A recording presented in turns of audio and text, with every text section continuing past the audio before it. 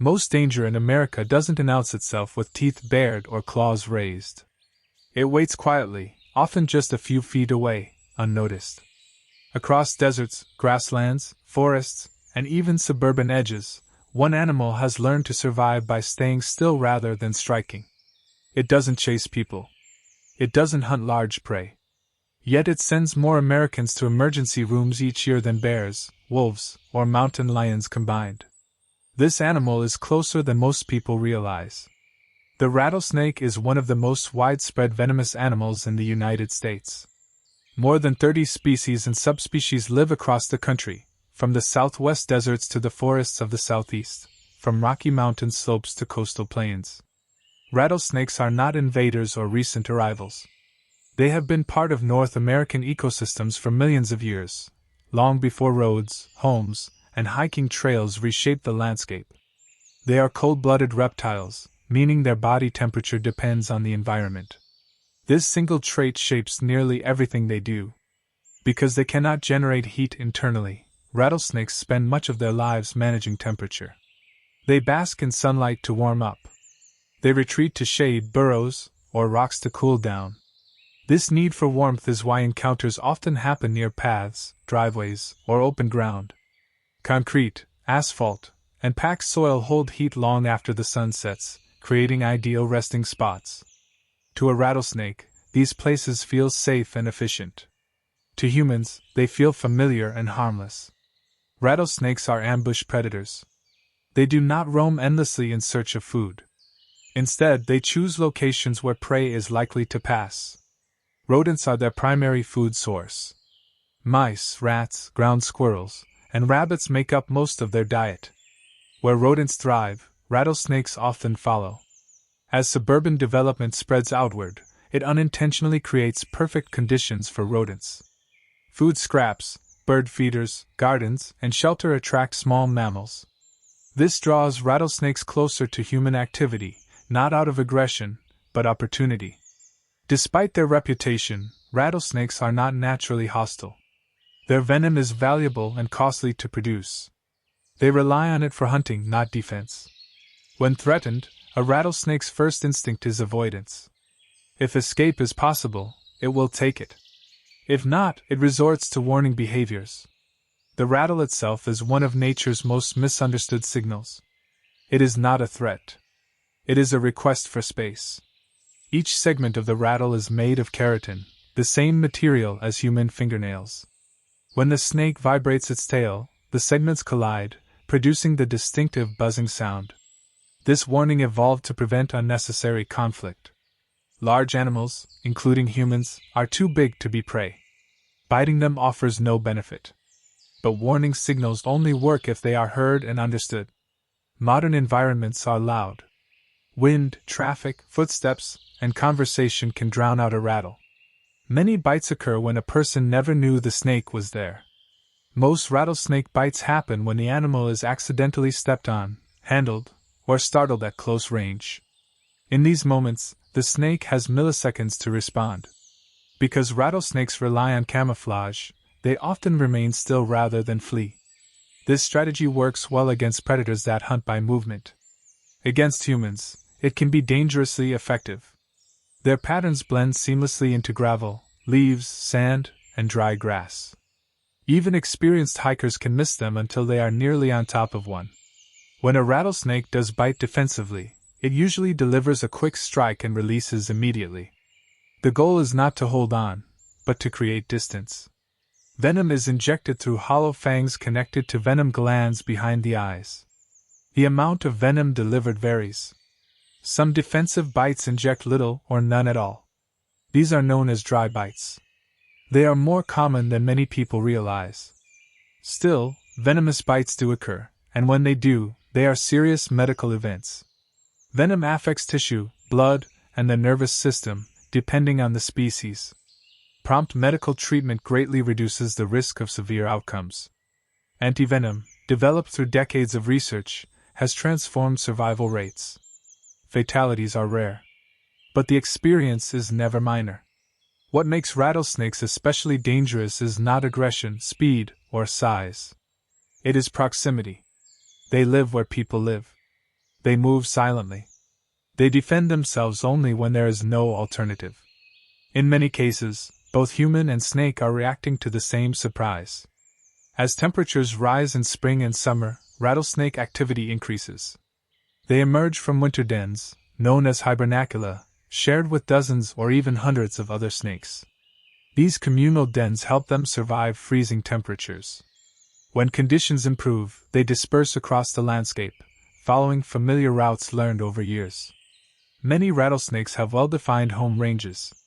They return to the same shelters, hunting grounds, and basking spots year after year. This predictability benefits the snake. But it also means that once an area overlaps with human space, encounters can repeat. The rattlesnake is not expanding its territory. Human development is expanding into theirs. This overlap sets the stage for misunderstanding. To many, the rattlesnake symbolizes danger and fear. To the ecosystem, it represents balance. By controlling rodent populations, rattlesnakes help limit the spread of disease and protect vegetation. Their presence keeps prey populations from exploding. Remove the rattlesnake, and the system shifts. Predators that depend on snakes for food, such as hawks, owls, and king snakes, are affected. Rodent numbers rise, increasing crop damage and disease risk.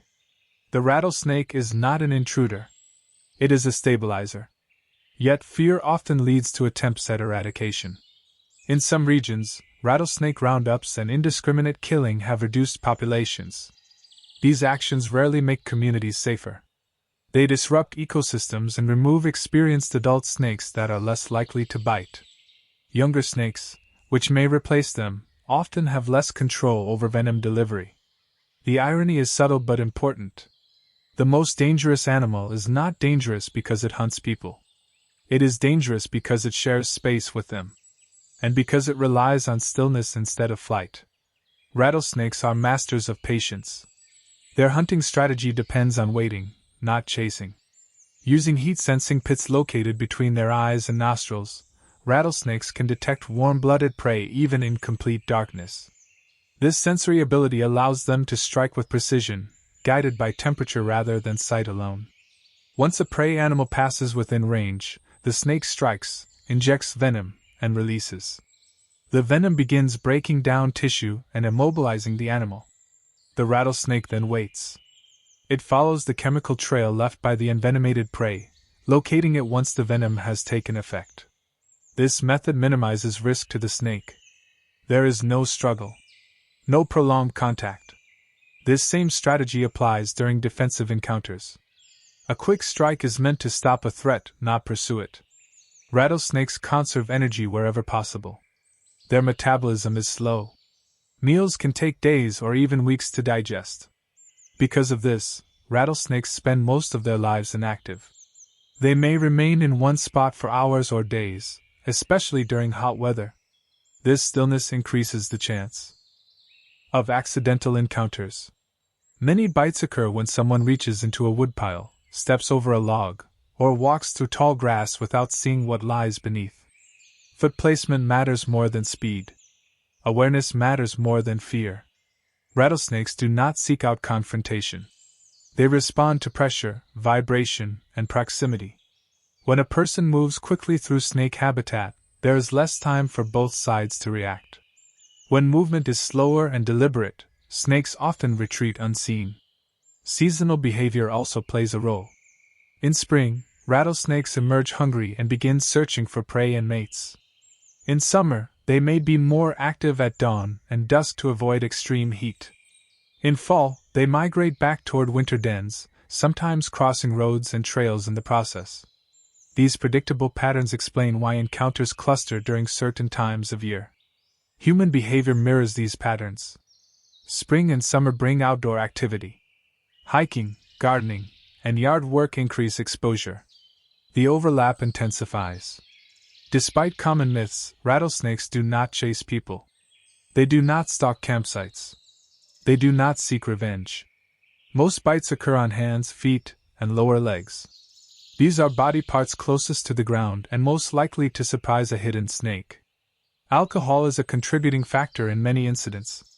Impaired judgment leads to risky behavior, including attempts to handle or provoke snakes. Education changes outcomes. Communities that promote awareness rather than fear see fewer serious incidents. Simple practices reduce risk. Watching where you step. Avoiding tall grass without protection. Giving snakes space when encountered. When a rattlesnake is seen, remaining calm matters. Sudden movements can trigger defensive behavior. Backing away slowly increases distance and reduces stress for both human and snake. In many cases, the snake will move on once it no longer feels threatened. Relocation by trained professionals is sometimes necessary, especially near homes or schools. This allows the snake to be moved to suitable habitat without harm. Killing a rattlesnake is not only unnecessary but often illegal in protected areas. It also increases the chance of being bitten during the attempt. The most effective safety tool is respect. Rattlesnakes are not malicious. They operate on instinct shaped by millions of years of survival. Their venom is a tool, not a weapon. In laboratory settings, venom is being studied for medical applications, including pain management and blood pressure regulation. What was once feared as purely destructive is now recognized as potentially life-saving. This shift in understanding reflects a broader truth about nature. Danger and value often coexist. The rattlesnake's reputation obscures its role. Its warning system is one of the few in nature designed to prevent harm rather than cause it. Many animals attack without warning. The rattlesnake gives a signal. But humans do not always listen. Headphones, conversation, and ambient noise reduce awareness. Visual focus on phones or cameras narrows attention. In these moments, ancient survival strategies collide with modern habits. The result is often avoidable. Studies show that the majority of rattlesnake bites could have been prevented with simple awareness and distance. This does not make the rattlesnake harmless. It makes the risk manageable. The animal's danger lies not in intent, but in circumstance. As climate patterns shift, rattlesnake behavior may also change. Warmer temperatures can extend active seasons and expand ranges. Drought affects prey availability, altering movement patterns. These changes increase unpredictability. Understanding the rattlesnake means accepting uncertainty. It is a wild animal, not a problem to be solved. Coexistence requires adaptation on both sides. The rattlesnake has already adapted to human-altered landscapes. The question is whether humans will adapt their behavior in return. The rattlesnake's true power is subtle. It lies in how little it needs to do to survive. It does not dominate through force. It persists through restraint. This restraint is often misunderstood as menace. But it is, in fact, efficiency. Rattlesnakes do not waste energy. They do not take unnecessary risks. They rely on balance. In ecosystems where rattlesnakes are removed, the consequences ripple outward. Rodent populations increase. Vegetation suffers. Predators lose a food source. Nature responds to absence as much as presence. The danger rattlesnakes pose to humans is real but limited. It is shaped by chance encounters, not intent. In contrast, the danger humans pose to rattlesnakes is constant. Habitat loss, road mortality, and persecution reduce populations year after year. Despite this, rattlesnakes persist. They persist because they are adaptable, patient, and cautious. These traits are often mistaken for threat. The rattle itself is a lesson in communication. It evolved to prevent harm, not cause it. When heard and respected, it works. When ignored or misunderstood, conflict follows. The most dangerous animal in America is not dangerous because it seeks dominance. It is dangerous because it lives quietly among people. It does not announce its presence. It does not demand attention. It waits. This waiting is neither malicious nor accidental. It is the product of survival in a world where energy is precious and mistakes are costly. For the rattlesnake, stillness is safety. For humans, awareness is safety. When these two principles align, coexistence is possible. The landscape does not belong to one species alone. It is shared, often unknowingly. The rattlesnake reminds us that danger does not always come from aggression. Sometimes it comes from proximity, from silence, from misunderstanding. Recognizing this changes the narrative. The rattlesnake is not an enemy hiding in the shadows. It is a resident, following ancient rules in a rapidly changing world. Understanding those rules reduces fear. Respecting them reduces risk. In the end, the rattlesnake story is not about danger alone. It is about balance. A balance between caution and curiosity. Between fear and knowledge. Between humans and the wild that still exists just beyond the doorstep. And sometimes, right beneath our feet.